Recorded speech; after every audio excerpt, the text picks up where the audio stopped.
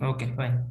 Welcome again guys. Okay, so आपण last lecture मध्ये different different types of API request पाहिलेले, right. त्यामध्ये get request असेल, post असेल, पुट असेल, पॅच असेल आणि डिलीट असेल. ओके, प्रत्येकाची फंक्शनॅलिटी डिफरंट आहे. ओके, सो आपल्याला with respect to testing, okay, with respect to testing आपल्याला काय पाहिजे, त्याचे डिफरंट डिफरंट applications पाहिजेत. Let me share the notepad file. Okay okay fine, चल. ओके, या ठिकाणी ऑब्झर्व करा. फर्स्ट थिंग, आपण जे एसडीएलसी चे जे डिफरंट फेजेस पाहिलेत. Okay, SDLC. ओके, त्यामध्ये आपल्याला माहिती आहे first phase, second phase, okay, likewise third phase, fourth phase. पहा, रिपीट करण्याचं एकच रिझन आहे गाईज. ओके, जी एसडीएलसी ची कंप्लीट सायकल आहे आणि एसटीएलसी ची कंप्लीट सायकल आहे. ओके, याच गोष्टी कॉमनली सगळीकडे फॉलो केल्या जातात, right. So during testing phase आपण जे सायकल फॉलो करतो as a tester, that is the STLC, software testing life cycle. Okay, आणि सॉफ्टवेअर टेस्टिंग लाईफ सायकल मध्ये आपण फर्स्टली फोकस करतो अनालिसिस वरती, राईट. अनालिसिस वरती जे आपण रिस्पेक्टिव्ह रिक्वायरमेंट्स आहेत त्याचं आपण अनालिसिस करतो, right. Okay, and based on that आपण त्याचं काय करतो, डॉक्युमेंटेशन क्रिएट करतो बा. ओके, आपण डॉक्युमेंटेशन किंवा डिझाईन फेज असतो, टेस्ट प्लॅन.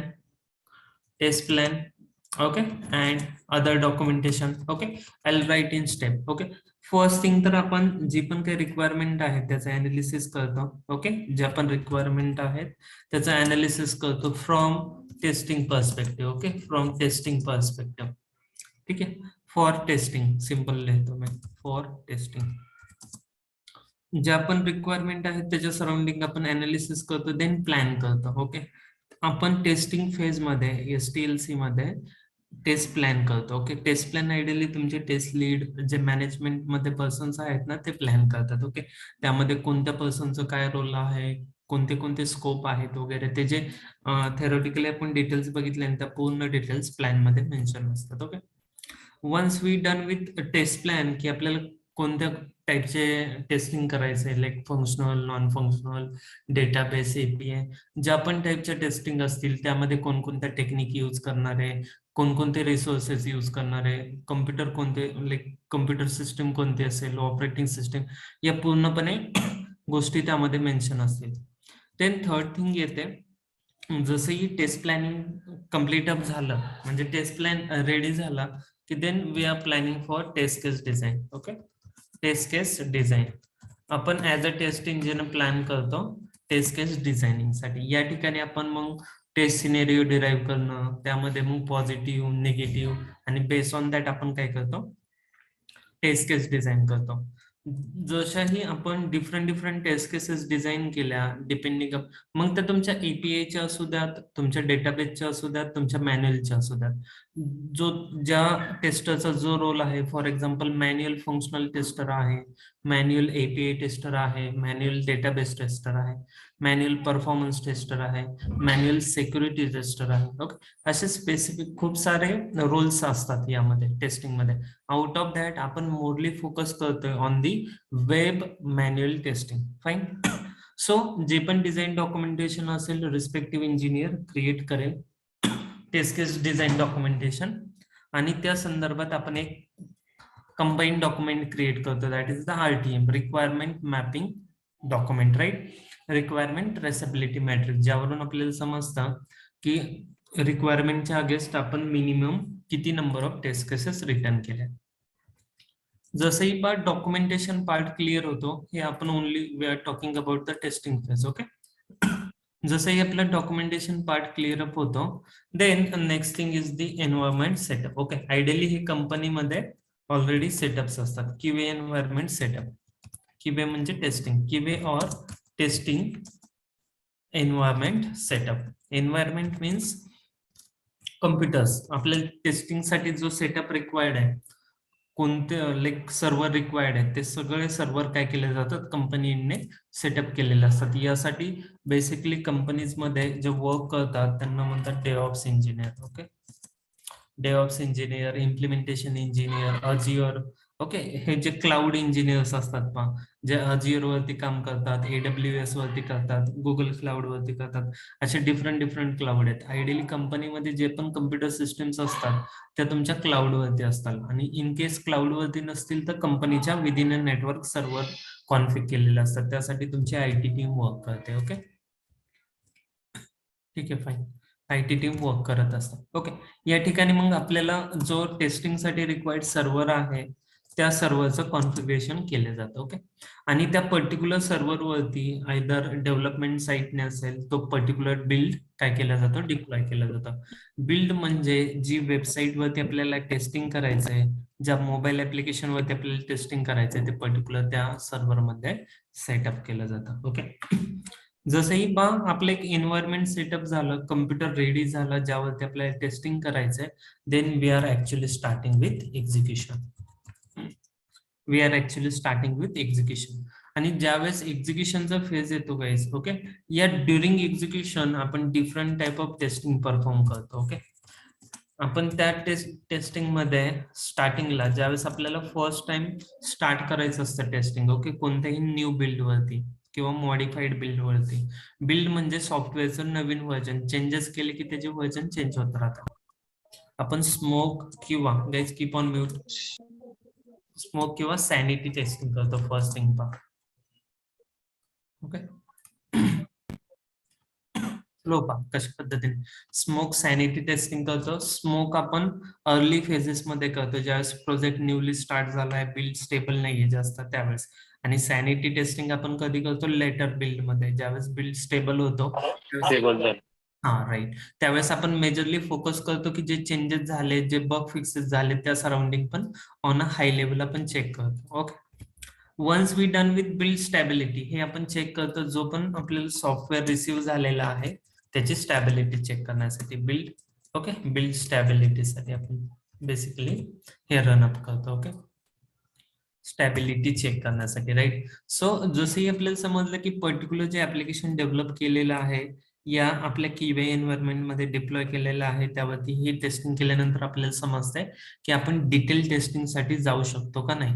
या सिच्युएशन मध्ये फॉर एक्झाम्पल तुमचं ऍप्लिकेशन आहे, ओके, आणि ते ऍप्लिकेशन क्रॅश होत आहे लॉग इन करत असताना, रजिस्टर करत असताना, ब्राउज करत असताना, मेन फंक्शनॅलिटीला जर ब्रेक होत असेल तर तुम्ही सिम्पली जो पण बिल्ड व्हर्जन असेल, फॉर एक्झाम्पल V1.2 हा बिल्ड नंबर व्हर्जन आहे, हे व्हर्जन तुम्ही रिजेक्ट करता आणि डेव्हलपर टीमला नोटिफाय करता की या बिल्ड मध्ये ही फंक्शनॅलिटी ब्रेक आहे, यामध्ये चेंजेस करणं गरजेचं आहे. ओके, सिम्पली आपण टेस्टिंग तिथं स्टॉप करतो आणि न्यू बिल्डचं आपण वाट पाहतो. ओके, सो डेव्हलपर काय करतात, ते जे काही मेजर फंक्शनॅलिटी ब्रेकेज आहे ते फिक्स करतात आणि वन्स अगेन न्यू बिल्ड तिथे एन्व्हायरमेंट मध्ये डिप्लॉय करतात, दॅट इज व्हर्जन 1.3.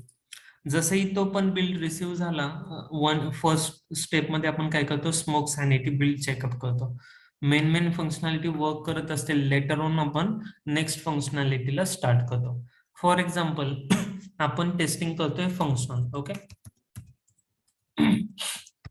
आपण फंक्शनल टेस्टिंग करतोय, फंक्शनॅलिटी चेक करतोय. फंक्शनल टेस्ट करत असताना आपण ज्या पण टेस्ट केसेस राईट केल्यात, ओके, सिमिलर टेस्ट केसेस आपण इथे एक्झिक्यूट करतो, राईट. अँड ड्युरिंग एक्झिक्युशन आपल्याला जर काही डेव्हिएशन फाउंड झालं, ड्युरिंग एक्झिक्युशन आपल्याला जर डेव्हिएशन फाउंड झालं तर आपण त्यासाठी काय रिपोर्ट करतो, बग रिपोर्ट करतो. Okay, fine. And similar bug developer काय करतात, वन्स अगेन फिक्स करतात आणि फिक्स केल्यानंतर परत न्यू बिल्ड इथं डिप्लॉय करतात. जसाही न्यू बिल्ड डिप्लॉय झाला ना, हा व्हर्जन नंबर चेंज होतो. वन्स अगेन आपण त्या पर्टिक्युलर बिल्डची स्टॅबिलिटी चेक करतो आणि वन्स अगेन आपण त्यामध्ये डिटेल टेस्टिंग परफॉर्म करणं चालू करतो. ओके, ज्या वेळेस एखादा बग फिक्स झालाय त्यावरती आपण जी टेस्टिंग करतो that is the retesting.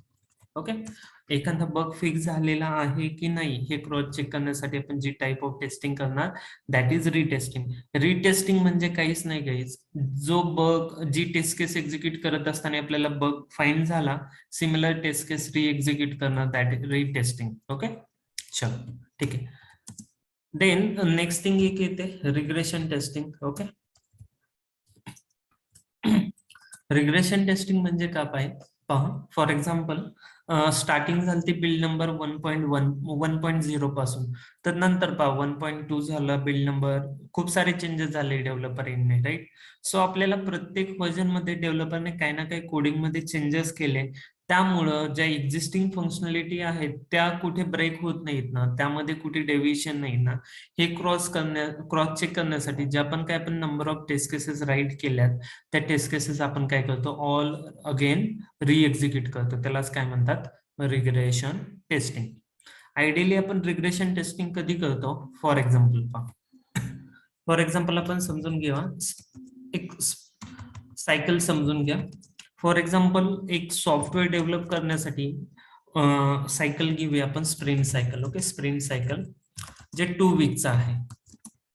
Okay, हे तुम्ही ओल्ड मॉडेल सोबत पण सिमिलरच आहे ऑलमोस्ट. ओके, बट त्या ठिकाणी तुमचा टाइम स्पॅन जास्त असेल, मंथ्स मध्ये असेल, इथे वीक्स मध्ये असतो स्प्रिंट मध्ये. ओके, फॉर एक्झाम्पल स्प्रिंट आहे 2 वीकचा, आउट ऑफ दॅट 1 वीक मध्ये वर्किंग डेज असतात 5, सेकंड वीक मध्ये वर्किंग डेज 5, इन टोटल आपल्याकडे वर्किंग डेज आहेत 10. फॉर एक्झाम्पल असं ज्यूम करा की आपली स्प्रिंट स्टार्ट झाली आहे फर्स्ट ऑफ जून, या जून मंथच्या फर्स्टला स्टार्ट झाली. ओके, आणि ही तुमची 14th, 2 वीक्स म्हणजे 14th ऑफ जून, असं अजून करूया आपण. 14th ऑफ जून ही 2 वीकची तुमची स्प्रिंट आहे, पर्टिक्युलर एक सायकल आहे, राईट. आणि या सायकल मध्ये जे पण फीचर्स डेव्हलप होतील पहा, जे पण बग फिक्सेस होतील, राईट, ते सगळे ड्युरिंग म्हणजे फर्स्ट वीक मध्ये तुमचे डेव्हलपर डेव्हलपमेंट करतील, मीनवाईल तुम्ही टेस्ट केस राईट अप करत असताल, राईट. जसंही फॉर एक्झाम्पल फर्स्ट वीक मध्ये तुमचे 4 फीचर्स डेव्हलप झाले, तर त्याच्या सराउंडिंग तुम्ही टेस्ट केस रेडी केल्यात. ओके, आणि त्याच टेस्ट केस साठी तुम्हाला बिल्ड हवाय, आता ते फीचर तुम्हाला एकत्रित करून हवेत. ओके, बिल्ड नंबर हवाय. सो ते डेव्हलपर रिस्पेक्टिव्ह बिल्ड काय करतात, डिप्लॉय करतात आपल्या क्यूए एन्व्हायरमेंट मध्ये टेस्टिंगसाठी. आणि जसंही आपण टेस्टिंग स्टार्ट केलं, आपल्याला बग फाइंड झाला की आपण त्याच्या सराउंडिंग रिपोर्ट करतो, बग फिक्स करतात, बिल्ड नंबर चेंज होतो. ओके, बिल्ड नंबर चेंज झाला की आपण स्मोक सॅनिटी करतो. हे फर्स्ट वीक मध्येच, हे 2 वीक मध्येच सगळे सायकल चालतं पहा. ओके, जसे बिल्ड आपल्याला स्टेबल फाइंड झाला की आपण वन्स अगेन फंक्शनल टेस्टिंग करतो. ओके, आणि फंक्शनल टेस्टिंग मध्ये कोणतीही एक टेस्ट केस जरी फेल झाली तर त्याच्या सराउंडिंग आपण बग रेज करतो, अगेन बिल्ड नंबर चेंज होतो, लाईकवाईज हे सायकल चालू राहतं. ओके गाईज, आणि वन्स असं अजून करूया की आपण एंड ऑफ द स्प्रिंट आलोय, 2 वीकचा एंड होत आलाय. ओके, आता आपल्याला काय करायचं, एकदा फायनलाइज चेक करायचंय की खूप सारे व्हर्जन चेंजेस झाले, त्यामुळं ज्या ऑलरेडी वर्किंग फंक्शनॅलिटी होत्या त्या तर ब्रेक होत नाहीत ना. सो फॉर दॅट रिझन आपण काय करतो, रिग्रेशन टेस्टिंग करतो. दॅट मीन्स पूर्णचा पूर्ण आपण जे काही डिफाईन्ड टेस्ट केस सूट असेल तो काय करतो, एकदा रिएक्झिक्यूट करतो. ओके, आयडियली आपण रिग्रेशन कधी परफॉर्म करतो, end of the sprint. It depends upon company to company, but ideally आपण पूर्ण एकदा टेस्ट सूट कधी एक्झिक्यूट करतो, ज्यावेळेस आपल्याला काय करायचंय, ते पर्टिक्युलर बिल्ड आपल्याला पुढे नेक्स्ट युएटी एन्व्हायरमेंटला पास ऑन करायचंय किंवा डिप्लॉय करायचंय. ओके, सो या पद्धतीने तुमचे स्मोक सॅनिटी प्रत्येक न्यू बिल्ड वरती परफॉर्म होते. फंक्शनल टेस्टिंग, तुमची जर स्मोक सॅनिटी टेस्टिंग पास झाली, तुमचा बिल्ड स्टेबल असेल, देन ओनली आपण फंक्शनल टेस्टिंग म्हणजे नेक्स्ट टेस्टिंग करतो. त्यामध्ये जर काही डेव्हिएशन फाइंड झालं तर आपण बग रेज करतो, पर्टिक्युलर बग. इथे बग रेज केल्यानंतर जी सायकल वर्क होते that is the bug life cycle. Okay, तो बग चेक केला जाणार, डुप्लिकेट आहे का लो प्रायोरिटी आहे, जे काही गोष्टी आहेत व्हॅलिडेट केलं जाईल. तो जर व्हॅलिड बग असेल तर रिस्पेक्टिव्ह डेव्हलपरला असाइन होईल, डेव्हलपर त्यावरती वर्क करेल, त्याचा न्यू बिल्ड नंबर जनरेट होईल, अगेन आपण त्याच्यावरती स्मोक सॅनिटी करू, अगेन त्यावरती आपण रिटेस्टिंग करू. ओके, त्या बग मुळे काही जर इम्पॅक्ट झाला असेल तर आपण रिग्रेशन टेस्टिंग करू नियर बाय एरियामध्ये. ओके, रिग्रेशनचे पण आपण टाईप पाहिले. ओके, तुमचं लोकल आहे, युनिव्हर्सल आहे, त्या टाइप मध्ये. Okay, and end of the sprint आपण पूर्ण फंक्शनॅलिटी क्रॉस चेक करण्यासाठी रिग्रेशन करतो. ओके, यामध्ये बघायच ज्या ठिकाणी फंक्शनल आहे ना, तुम्ही जर as a API tester work करत असताना तरी काम तुमचं ऑलमोस्ट सिमिलर आहे, आणि डेटाबेस टेस्टर म्हणून जरी काम करत असताना तरी तुमचं वर्क सिमिलर आहे. तुमचं वीकचं time duration company wise fix असेल. ओके, तुमचे डेव्हलपर जे वर्क करणार आहेत, फॉर एक्झाम्पल या ठिकाणी फंक्शनॅलिटी मध्ये फीचर वरती वर्क करतात, इन केस ऑफ एपीआय ते feature in terms of API develop करतील. जे बॅक एंड डेटाबेस इंजिनियर असतात ते पण त्यांची फंक्शनॅलिटी डेव्हलप करतील. सो जे काही फेजेस आहेत, ज्या काही स्टेप्स आहेत, सगळीकडे ऑलमोस्ट सिमिलर असतील. फक्त टेस्टिंगसाठी जे आपल्याला स्किल सेट रिक्वायर्ड आहे ते थोडंफार व्हॅरिएशन असेल, बट प्रोसेस ओव्हरऑल सेम असेल. Smoke sanity, functional testing, non functional, performance, API, database, कोणत्याही टाईपचं टेस्टिंग असू द्या. ओके, त्यासाठी तुम्ही बिल्ड स्टेबिलिटी चेक करता, देन डिटेल टेस्टिंग स्टार्ट करता. डिटेल टेस्टिंग मध्ये जर बग फाइंड झाला तर तो बग रिपोर्ट करता. रिपोर्ट केलेला बग जर डेव्हलपरने फिक्स केला तर त्यावरती तुम्ही once again build stability check करून रिटेस्टिंग करता. त्या बग मुळे जर काही एरियाज इम्पॅक्टेड झाले तर त्यासाठी तुम्ही तिथं लोकल रिग्रेशन टेस्टिंग करता. आणि ज्यावेळेस तुम्हाला पूर्ण फीचर डिलिव्हर करायचे near about end of the sprint, deployment होण्याच्या अगोदर, तुमचा कोड फॉरवर्ड जाण्याच्या अगोदर तुम्ही पूर्णच्या पूर्ण टेस्ट सूट एक्झिक्यूट करता. That is nothing but regression testing. Okay, या पद्धतीने तुमचं एंटायर सायकल रन होतं. आता पहा, विथ रेस्पेक्ट टू एपीआय सांगतो similar analogy to the functional. आपण ज्या पद्धतीने फंक्शनल केले. आता असे अज्युम करा की फॉर एक्झाम्पल आपल्याकडे स्प्रिंट आहे, सायकल आहे 2 वीकचं. ओके, आणि फॉर एक्झाम्पल या ठिकाणी पहा किती 8 रिक्वेस्ट आहेत. तर फर्स्ट वीक मध्ये फॉर एक्झाम्पल जो डेव्हलपर असेल त्याने असं अज्युम करा की प्रत्येक फीचरसाठी मी एक रिक्वेस्ट जनरेट केली. ओके, एक टेस्ट केस जनरेट केली. सो फर्स्ट वीक मध्ये हे 4 फीचर डेव्हलप झालेत फॉर एक्झाम्पल, आणि हे 4 फीचर आपल्याकडे टेस्टिंग साठी आलेत.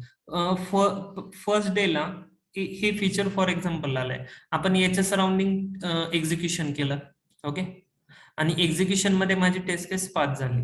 ओके, मला परत याची रिटेस्टिंग करण्याची गरज आहे का? नाही. डन. म्हणजे हे फीचर सक्सेसफुली रन झालं.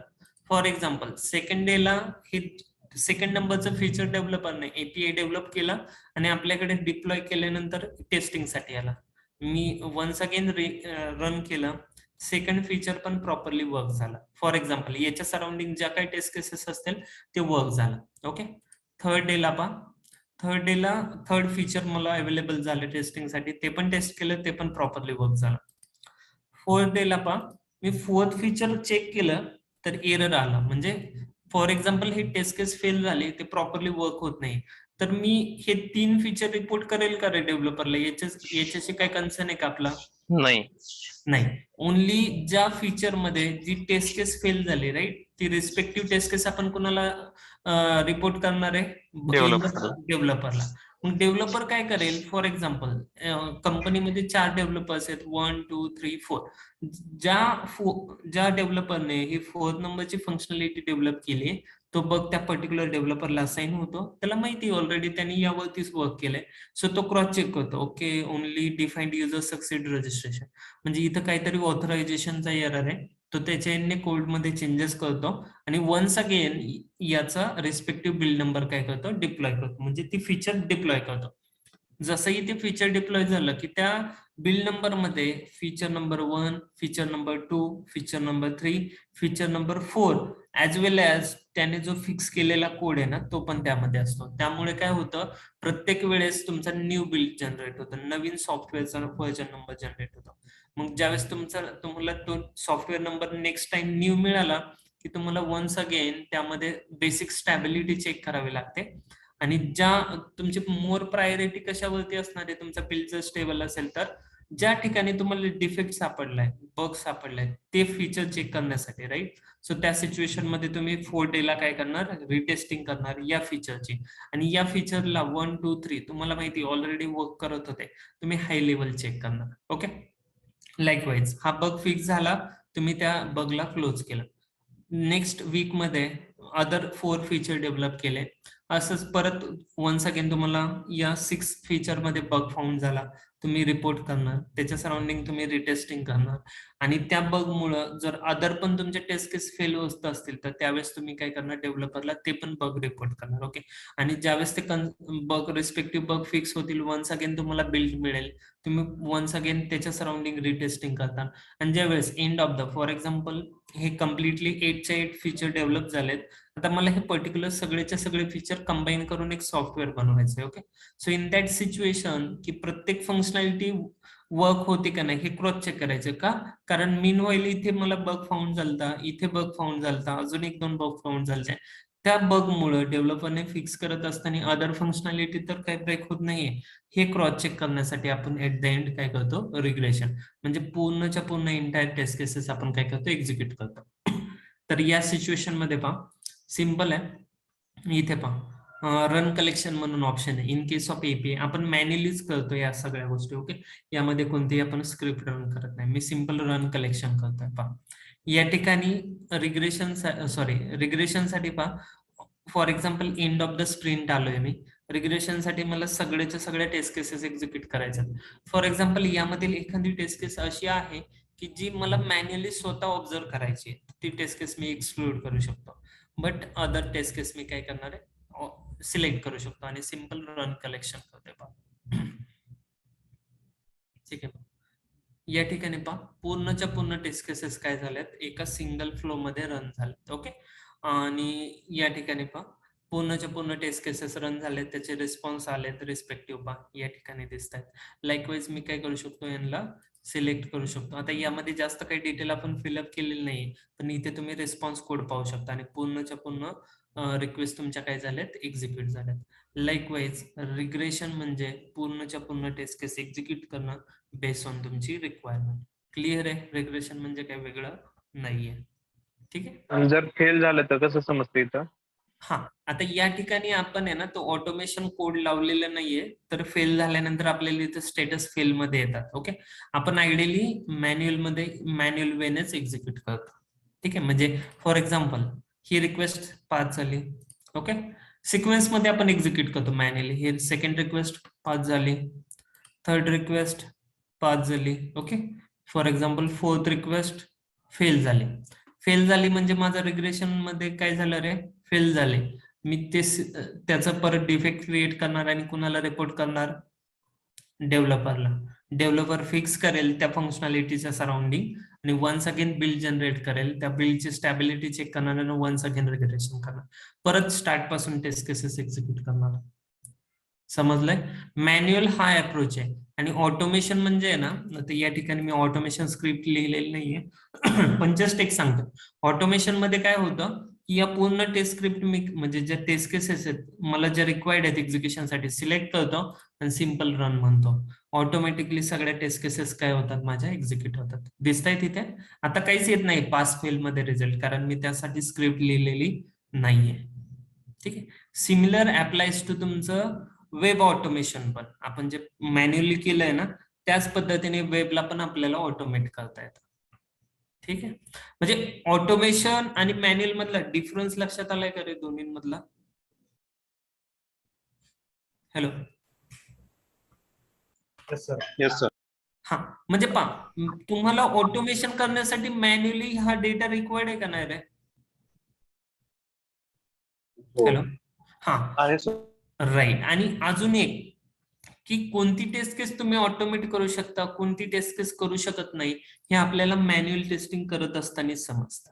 ओके, आणि तुमचा जो मॅन्युअल टेस्टिंगचा डेटा असतो ना तोच कॅरी फॉरवर्ड केला जातो कशासाठी, ऑटोमेशन करण्यासाठी. आणि ठीक आहे, म्हणजे तुम्हाला वाईल जावा ऑटोमेशन जे आहे ना त्यावेळेस मी अजून मोर डिटेल सांगेल, पण एक फ्लेवर समजलं का, एक स्टेप समजली का? तुम्ही हे मॅन्युअली फॉर एक्झाम्पल या सगळ्या 8 टेस्ट केसेस लिहून दिल्या as a manual API tester आणि मी वर्क करतोय as a API automation tester. तर मी काय करणार, या सिमिलर ज्या टेस्ट केसेस आहेत यातून आयडेंटिफाय करणार की कोणकोणत्या टेस्ट केसेस मी ऑटोमेट करू शकतो. फॉर एक्झाम्पल मी यातून आयडेंटिफाय केलं की या 6 टेस्ट केसेस मी ऑटोमेट करू शकतो. त्यासाठी मी रिस्पेक्टिव्ह प्रोग्रामिंग केलं आणि ज्यावेळेस ते मी 1 बाय 1 चेक करणार प्रॉपरली वर्क होत आहेत का. ओके, म्हणजे प्रोग्रामिंग केल्यानंतर पण प्रत्येक टेस्ट केस ऑटोमेट केलेली मला 1 बाय 1 चेक करावं लागेल. पण at the time of regression मला त्याचा बेनिफिट कसा होईल ऑटोमेशन इंजिनियरचा, मॅन्युअल इंजिनियरला जर एक टेस्ट केस एक्झिक्यूट करण्यासाठी फॉर एक्झाम्पल 1 मिनिट लागतोय, तर 8 टेस्ट केसेस एक्झिक्यूट करण्यासाठी 8 मिनिट्स लागतील. But when it comes to the automation engineer, first time तुम्हाला वेळ लागणार आहे ओके या टेस्ट केसचं लॉजिक लिहिण्यासाठी वगैरे.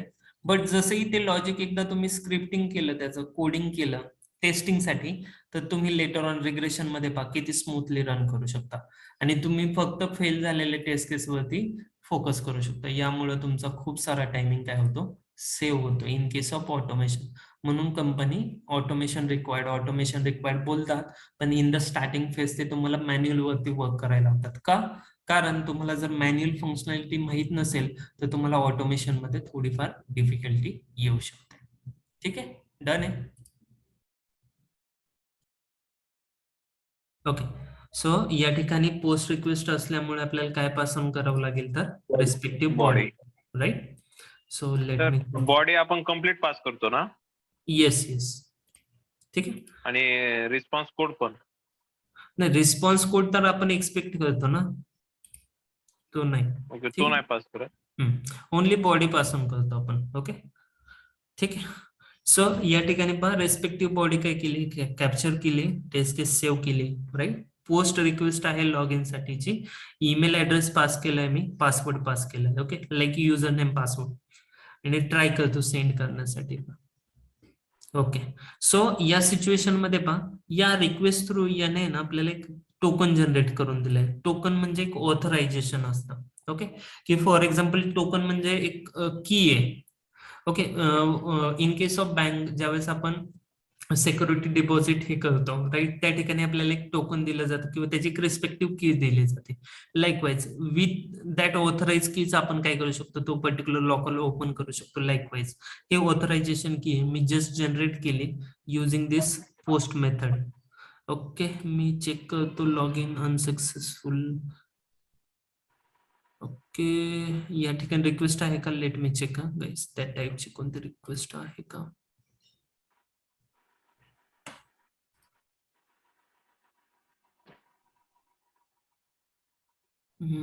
आय डोंट थिंक इथे रिक्वेस्ट आहे. ओके, मी ऑन इथे सांगतो. ओके, ऑथरायझेशन म्हणजे काय पहा. ओके, ऑथरायझेशन मध्ये इथे क्लिक केलंय. ओके, इथे बॉडीच्या साईडलाच इथे ऑथरायझेशन मध्ये.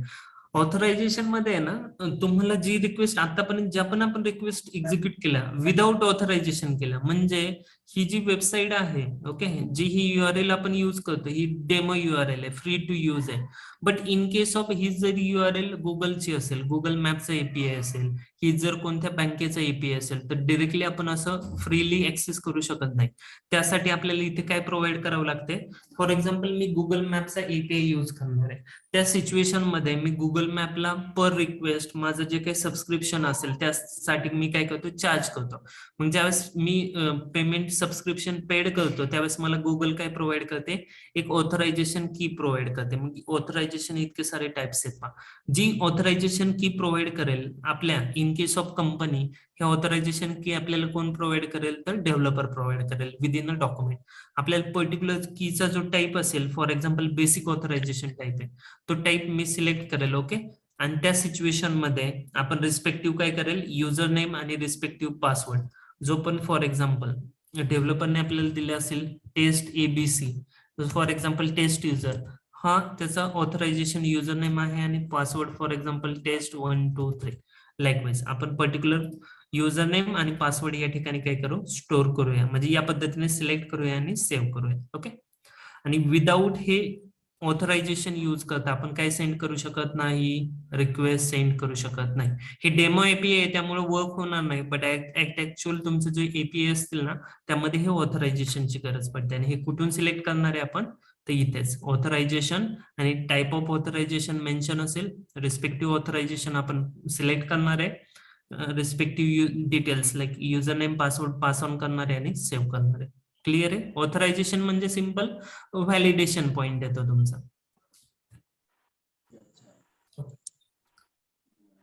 सर कोणतं ऑथरायझेशन यूज करायचंय कसं कळतं आपल्याला मग? हा, तेच सांगितलं ना, जो डेव्हलपर ज्या API वरती वर्क करतो ना, तर त्यांनी ऑलरेडी ते डॉक्युमेंट केलेलं असतं.